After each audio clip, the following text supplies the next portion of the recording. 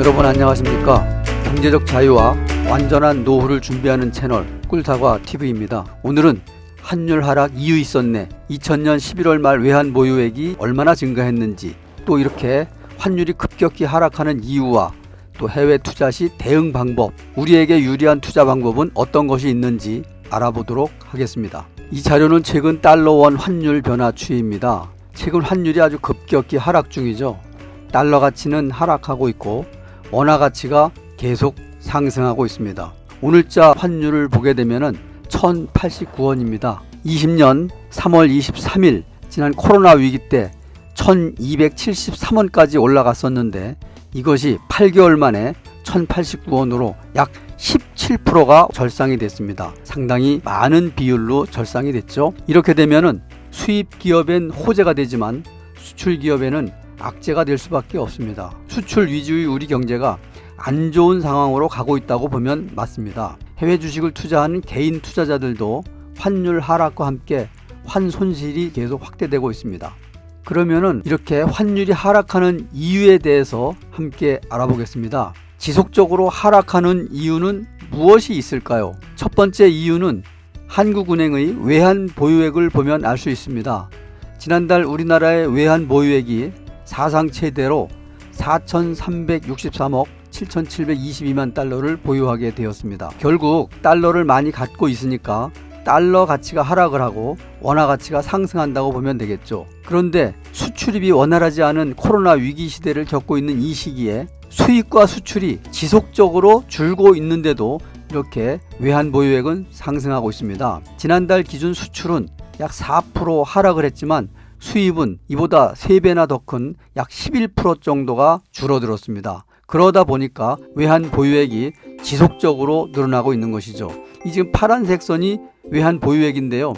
2000년 2월 달에 잠시 줄었다가 급격하게 오르고 있습니다. 월별 외환 보유액 증가 추이도 보게 되면은 2019년 11월 달에 4,074억 달러였었는데 현재는 4,363억 달러로 9% 정도가 늘어났습니다. 이 자료는 한국은행 자료를 참조를 했습니다. 그리고 한국은행의 M2 통화량 증가율을 보겠습니다. 각 나라들이 다 마찬가지겠습니다만은 양적 완화로 지금 돈을 계속 풀고 있죠. 우리도 마찬가지입니다. 금년 상반기에 재난기본소득을 전 국민에게 지급을 했죠. 그러다 보니까 한국은행의 통화량이 증가를 했는데 이 파란색 선 그래프에서 보듯이 통화량 증가율이 급속하게 오르는 것을 볼 수가 있습니다. 이것은 금년뿐이 아니고 그동안 꾸준하게 M2 통화량이 증가했다고 보면 맞습니다. 두 번째 이유는 중국의 위안화에서 찾을 수 있을 것입니다. 중국과의 교역량이 많은 우리나라의 경우 중국의 위안화에 연동되기 때문입니다. 10년 전만 해도 수출 교역 1위 나라가 미국이었는데 지금은 중국으로 바뀌었습니다. 중국의 의존도가 약 33%가 되고 미국의 의존도는 14%로 줄어들었죠. 그리고 일본이 약 11%, 이 세 나라를 합하면은 50%를 훌쩍 넘습니다. 수출로 먹고 사는 나라이긴 하지만 수출이 이 세 나라에 집중되어 있기에 위기 시에 대응이 어려울 수도 있습니다. 그래서 수출 다변화 정책이 필요한 이유이기도 합니다.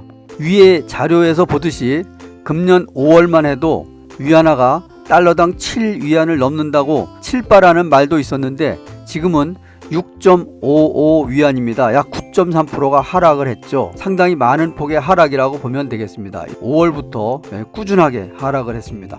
세 번째 이유는 미국의 달러 지수 변동에서 보겠는데요. 미국에서는 코로나로 실직자가 계속 늘어나면서 돈을 계속 풀어대는 양적 완화를 해서 달러 가치가 하락을 하고 있죠. 그리고 금리도 0%에서 0.25%로 지금 인하를 했습니다. 그리고 국채 매입, 회사채 매입, 또 재정정책, 금년 미국의 상반기 재정 집행액이 약 3조 4,500억 달러가 되는데 이 절반 이상이 미국 국민들에게 지급이 됐습니다. 지급된 내용을 보게 되면 사회보장, 또 실업보험, 기본소득 등 소득이 낮은 일반 국민을 대상으로 집행을 했습니다. 그런데 이처럼 미국만 양적 완화를 하는 것이 아니고 모든 나라가 양적 완화를 하고 있습니다. 우리나라를 포함해서 마찬가지입니다. 그러면은 이 자료에서 보듯이 지난 3월 19일 달러 지수가 103.5였는데 지금 현재는 91까지 내려왔죠. 달러 지수는 달러 인덱스라고 하는데 달러 지수가 무엇인가에 대해서도 잠깐 알아보도록 하겠습니다. 달러 지수는 달러가 어느 정도 강세를 보이는지 대표 지수라고 할 수가 있겠죠. 이 자료에서 보듯이 달러 지수는 기준이 되는 통화가 6나라가 있습니다. 현재 유로화가 57.6%로 가장 높고요. 그 다음이 엔화, 또 파운드화, 캐나다 달러화, 스웨덴의 크로나, 스위스 프랑 이렇게 그 6개 화폐가 기준이 되겠습니다. 그런데 이 달러 인덱스는 73년 3월을 기준으로 100으로 봐서 정하였으며 100보다 높으면은 달러 가치가 높다는 것이고 100보다 낮으면 달러 가치가 낮다고 보면 되겠죠. 현재 91이기 때문에 100보다 훨씬 낮다고 볼 수가 있겠습니다. 즉 달러 인덱스가 높으면 환율 상승 기조라고 보면 되고 지금처럼 이렇게 낮으면 환율 하락 기조라고 보면 되겠습니다. 결국에는 6개 나라의 통화 대비 높낮이를 표현하는 것이 되겠죠.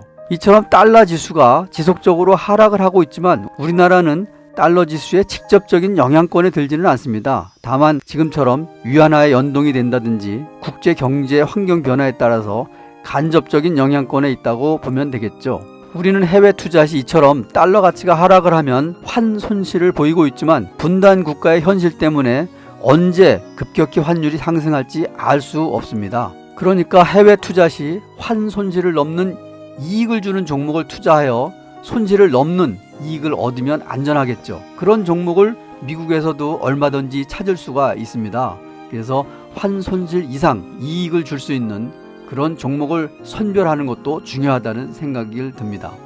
그러면 세계 경제 환경 변화 추이에 따른 변동 사항을 보겠습니다. 우선 원화가 절상이 됐는데 약 8개월 만에 17%가 절상이 됐고요. 외환 보유액은 1년 만에 약 7% 정도 상승을 했습니다. 그리고 중국의 위안화는 달러 대비 약 9.3% 절상이 됐다고 보면 되겠습니다. 미국의 달러 지수는 8개월 만에 약 13.7%가 하락을 했네요. 현재 중국의 위안화가 절상이 9.3%인데 원화 절상이 17%이기 때문에 원화가 더 많이 절상되었다고 보면 되겠습니다.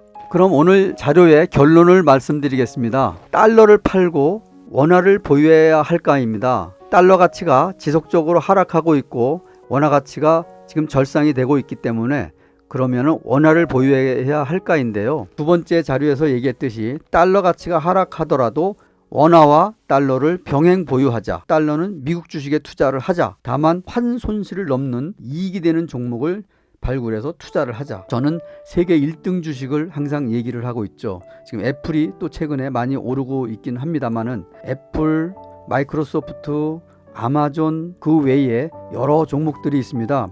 그래서 달러를 들고 있지 말고 세계 1등 주식 등 해외 투자로 인플레이션을 해지하고 또 달러 하락에 대한 그 환손실을 해지를 하자. 이렇게 말씀드릴 수가 있겠습니다. 오늘은 이처럼 환율 하락이 여러 이유가 있었는데 이 환율 하락 이유와 함께 해외 투자 시 우리가 대응할 수 있는 방법에 대해서 여러분과 함께 얘기를 나눠봤습니다. 오늘은 여기서 마치겠습니다. 감사합니다.